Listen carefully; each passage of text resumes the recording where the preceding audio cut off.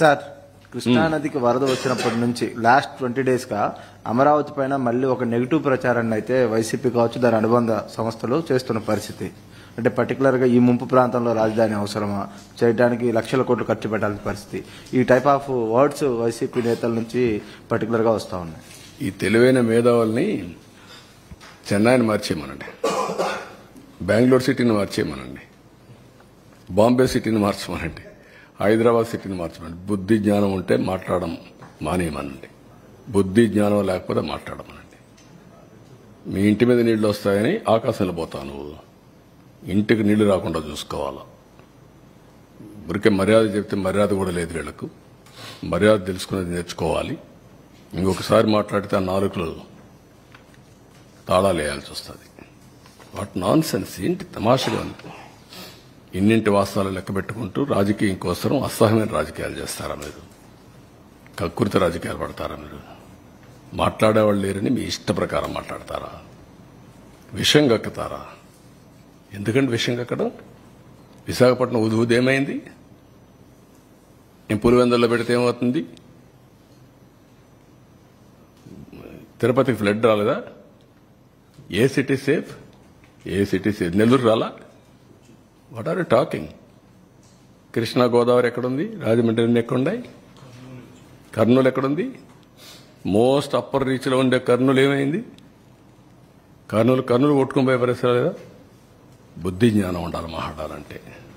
మీరు చేసిన ఏదో పనులకి మాటలో చెప్పాలంటే నేల మీద ముక్కు పెట్టి రాసుకోవాలి. మీరు తప్పుడు పనులు చేసి కొంచెం పాలిష్డ్గా మాట్లాడుతున్నాం. పాలిష్డ్గా మాట్లాడితే ఎక్కదు. ఎక్కని వాళ్ళకి ఏం చేయాలో కూడా చేసి చూపించాల్సిన అవసరం ఉంది. అదే జరుగుతుంది రేపు. మొన్న చూశారు మీరు, అక్కడ పోతే వీళ్ళని ఏం చేశారు. అదే జరగాలి రాష్ట్రంలో. కనీసం దిగారంటే మీరు నీళ్లలో. ఈస్ట్ గోదావరి జిల్లాకు పోతే రోడ్డు మీద తిరిగి మీరు వస్తే మీకు బాధలు తెలుస్తాయండి. మీకు నీళ్లలో దిగనవాడు, బురదలో దిగేదానికి నీకు ఆలోచన చేసేవాడు నువ్వు ప్రజాసేవ పనికొస్తావు నువ్వు అంటే ఏమనుకుంటున్నారు మీరు? అంటే ఏది చెప్పినా నమ్మేస్తారని అజం ఆ పేపర్లు పెట్టుకొని, తప్పుడు పేపర్లు పెట్టుకొని తప్పుడు ప్రచారాలు చేసుకుంటూ బతికిపోవాలనుకుంటున్నారు. ఆ ఆటలు సాగవు. అది గుర్తుపెట్టుకోమని హెచ్చరిస్తాను. అందుకే ప్రజలు కూడా 11 సీట్లు ఇచ్చి ఏ విధంగా తీర్పు ఇవ్వాలని ఇచ్చారు. That it self is an indication. ఊరంతా ఒక దారి, వీళ్ళది ఇంకొక దారి అంటారు. ముసలివాళ్ళు అంటే నడవలేని ముసలివాళ్ళు పెన్షన్ డబ్బులు తీసుకొచ్చి ఇచ్చి ఒక నెల నాకు పర్వాలేదు, లేకుంటే 4-5 నెలలు సేవ్ చేసుకున్నాను, ఈ డబ్బులంతా ఇస్తానని చెప్తే బుద్ధి జ్ఞానం ఉందా మీకు? ఎంత రెస్పాన్స్ అండి? వై పీపుల్ ఆర్ గివింగ్ అంటే అమాయకులు వాళ్ళు. ఒక విపత్తు వచ్చినప్పుడు ప్రవర్తించవలసిన తీరది. వాళ్ళు మనుషులు. నువ్వు మనిషి కాదు కాబట్టి, ఈ పార్టీ మనుషులు కాదు కాబట్టి ఇష్ట ప్రకారం మాట్లాడుతున్నారు. మానవత్వం లేకుండా మాట్లాడుతున్నారు. పుండు మీద కారం చల్లినట్టు. పార్టీ తరఫున అనౌన్స్ చేశారు అమౌంట్.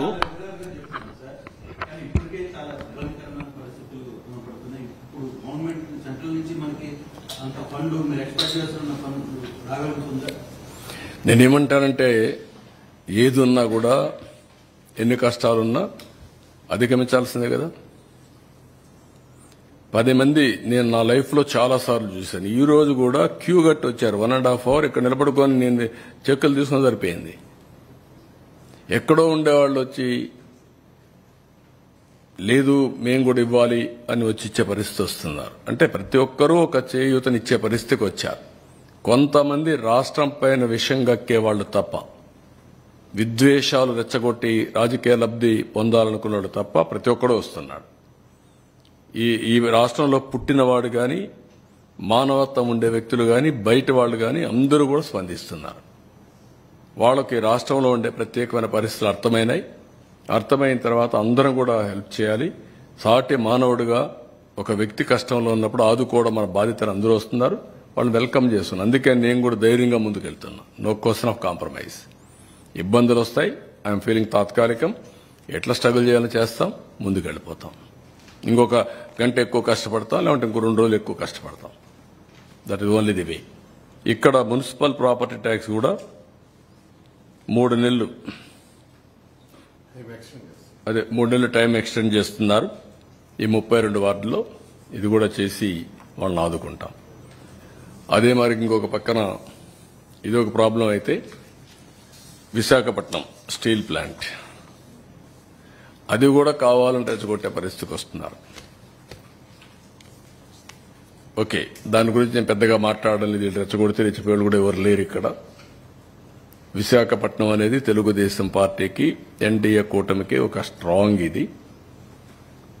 ఆ ప్రాజెక్టు కూడా ఆ స్టేజ్కి రావడానికి వీళ్లు కారణం. ఎప్పుడు కూడా ప్రాజెక్టు మీద శ్రద్ధ పెట్టిన దాఖలాలు లేవు. ఇంత మునుపు కూడా నేనే కాపాడాను ఆ ప్రాజెక్ట్ని. వాజ్పేయి గారి పీరియడ్లో రీస్ట్రక్చరింగ్ చేసి అప్పుడు కూడా అడిషనల్ ఫండ్స్ అన్ని పంప్ చేశాం. అప్పుడు స్ట్రీమ్ లైన్ చేశాం. ఇప్పుడు కూడా నేను ఆలోచిస్తున్నాను. మళ్ళీ మొన్నే మాకు ఒక మీటింగ్ జరిగింది. కుమారస్వామి గారు, ఫైనాన్స్ మినిస్టర్, నేను డిస్కస్ చేశాం. ఈరోజు మళ్ళీ ఒకసారి మాట్లాడాను. ఇప్పుడు ఒక కొత్త డబ్బులు కూడా రిలీజ్ చేసి దాన్ని ఆపరేట్ చేయడానికి ముందుకు పోతున్నారు. ఇది అయిన తర్వాత మళ్ళీ ఒకసారి కూర్చుంటాం. ఎంప్లాయీస్ కూడా ఒకటే చెప్తున్నా, అక్కడ ట్రేడ్ యూనియన్ లీడర్స్ కూడా ఒకటే చెప్తున్నా, మనం ప్రాపర్ మేనేజ్మెంట్ పెట్టుకోకుండా ప్రాజెక్ట్ని రివైవ్ చేయకుండా కష్టపడేదన ఉంటే technical problems, logistic problems, administrative problems ఉంటే అవన్నీ సార్ట్అవుట్ చేసుకుని బెస్ట్ మేనేజ్మెంట్ పెట్టుకుని శాశ్వతంగా దాని లాభాల బాట పట్టించాల్సిన బాధ్యత ఉంది. ప్రైవేట్ స్టీల్ ప్లాంట్స్ అన్ని బాగుండి one of the best steel plant ఆ పరిస్థితి రావడానికి కారణం అక్కడే మేనేజ్మెంట్ ఆలోచించుకోవాలి, అక్కడే స్టాఫ్ ఆలోచించుకోవాలి, అందరం ఆలోచించుకోవాలి. నేను కూడా దాని మీద శ్రద్ధ పెడతా. కానీ అండేవాళ్ళు కూడా గుర్తుపెట్టుకోవాల్సింది, మనం ఏదో చారిటీ కింద 1,000 కోట్ల రూపాయల నష్టం వస్తే ఎవరో ఒకరు బెయిల్అవుట్ చేస్తారనుకుంటే మాత్రం తాత్కాలికం. దానికంటే మనం కష్టపడదాం, మన తెలివితేటలు ఉపయోగిద్దాం, దాన్ని రివైవ్ చేద్దాం. పర్మనెంట్ గా ఆంధ్రుల హక్కు విశాఖ ఉక్కు అనే స్లోగన్ని నిజం చేయాలంటే మీలో కూడా మార్పు రావాలి. అందరం కలిసి పనిచేసి దాన్ని పటిష్టంగా ముందుకు తీసుకుపోయే బాధ్యత మనందరిపైన ఉంది. రాష్ట్రానికే ఒక పెద్ద ఫ్యాక్టరీ, రాష్ట్రానికే ఒక సెంటిమెంట్ ఇష్యూ అది. అట్లని చెప్పి ప్రతిరోజు సెంటిమెంట్ అంటా కూర్చుంటే మనకు కూడా సహకరించేవాళ్ళు కూడా ఉండరు. ఈ విషయం ఒక్కసారి 2 సార్లు పర్లేదు కానీ అనునిత్యం ఇదే మాట్లాడడం కూడా కరెక్ట్ కాదు. ఈ విషయం కూడా అక్కడే పెద్దలు ఎవరైతే మాట్లాడుతున్నారో అలాంటి వాళ్ళందరూ గుర్తుపెట్టుకోవాలి. దాన్ని స్ట్రీమ్ లైన్ చేస్తాం. టోటల్ గా స్ట్రీమ్ లైన్ చేసి ఎట్టి పరిస్థితుల్లో ప్రైవేటైజ్ చేయకుండా మనం కాపాడుకోవడానికి సర్వ విధాల ప్రయత్నం చేస్తాం.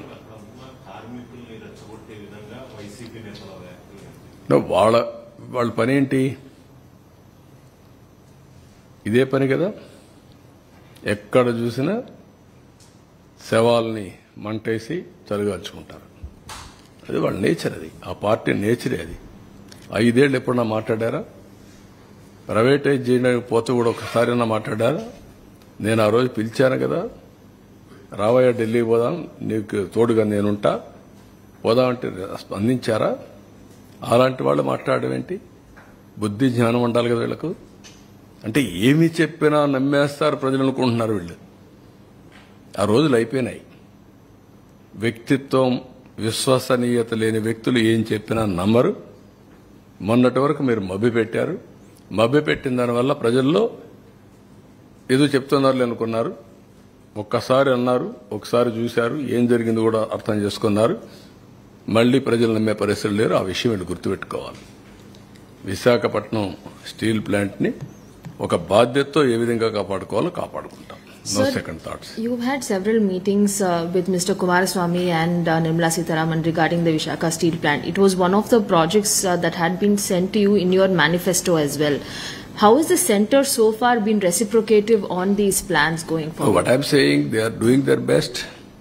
Who has saved that project? First time Vajpayee. He has given money. He has saved the project at that time. Today also they are releasing some money. They are protecting. So these people are talking